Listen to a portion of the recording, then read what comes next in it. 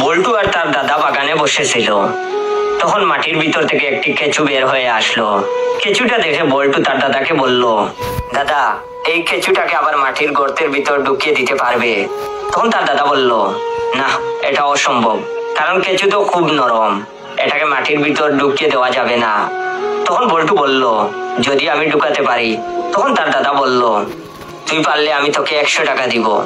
তখন বল্টু আর বল্টুর দাদা বাজি লাগালো। বল্টু বাড়ির ভিতরে গিয়ে একটা স্প্রে নিয়ে আসলো। কিছুক্ষণের মধ্যে কেঁচুটি একদম শক্ত হয়ে গেল।